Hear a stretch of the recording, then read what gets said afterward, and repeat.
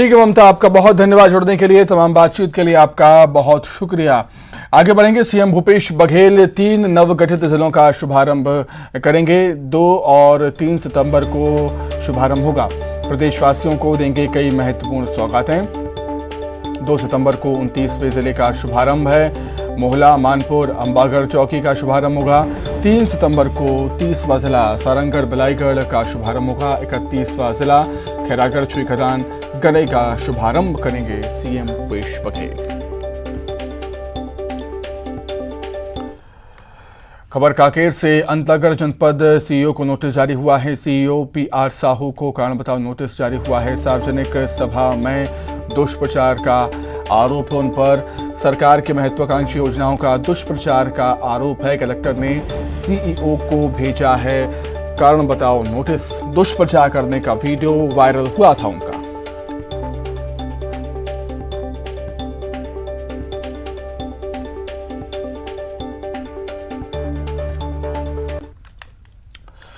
छत्तीसगढ़ में 22 अगस्त से शुरू हुई सरकारी कर्मचारियों की हड़ताल लगातार जारी है। इस बीच सरकार थोड़ी सख्ती के मूड में भी नजर आ रही है।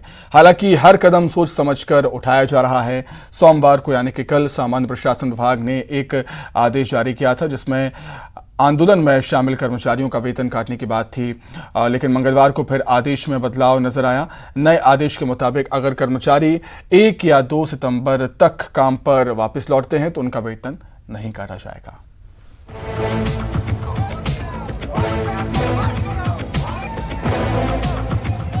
अब इसे छत्तीसगढ़ के सरकारी कर्मचारियों के लिए ऑफर मानिए या अल्टीमेटम। तारीख तय हो चुकी है। अगर 2 सितंबर तक हड़ताली कर्मचारी काम पर लौटे तो वेतन का 1 भी पैसा नहीं कटेगा, लेकिन अगर हड़ताल जारी रही तो फिर वेतन कटना तय है।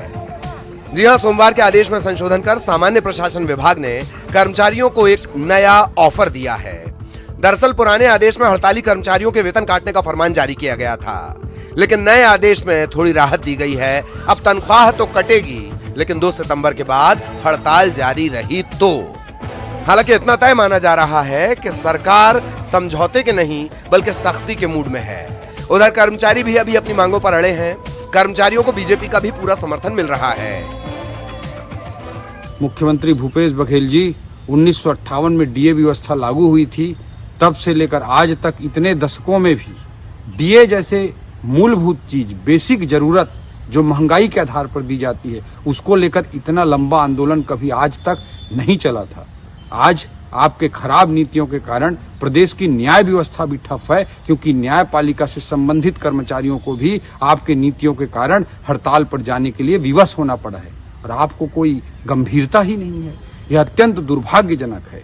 देखिए, इसके पहले जब कर्मचारी संघ के लोग हड़ताल में गए थे तो सरकार ने उनसे चर्चा किया, कुछ संघ के लोग आए, उनकी सहमति बनी, उसके बाद 6% डीए बढ़ाया गया।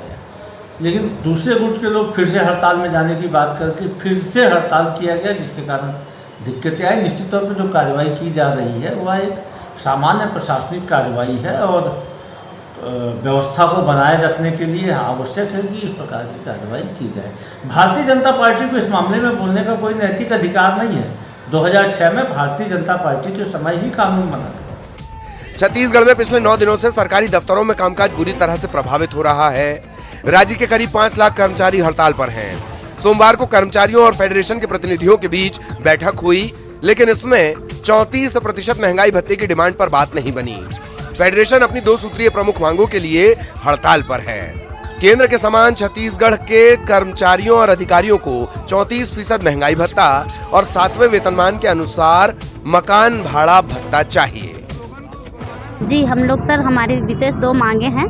डीए जैसे कि महंगाई भत्ता है और एचआरए है, जो गृह भाड़ा भत्ता है, जो सर दे तिथि से हमको चाहिए। और आज तक हमारे यहाँ छत्तीसगढ़ में हमको 22 से 28% अभी हुआ है, जबकि बाकी जगह 34% है सर। तो हम लोग भी उसी लिए आज सरकार से निवेदन कर रहे हैं कि हमको भी जो बाकी राज्य में है और जो केंद्र के समान है महंगाई भत्ता, वो सर हमको देने की वो कष्ट करें सर। और 34% महंगाई भत्ता जो हमारी सरकार हमें नहीं दे रही है, ये भारत में सभी राज्यों में 34% महंगाई भत्ता मिल रहा है, लेकिन सिर्फ छत्तीसगढ़ राज्य में ही नहीं मिल रहा है।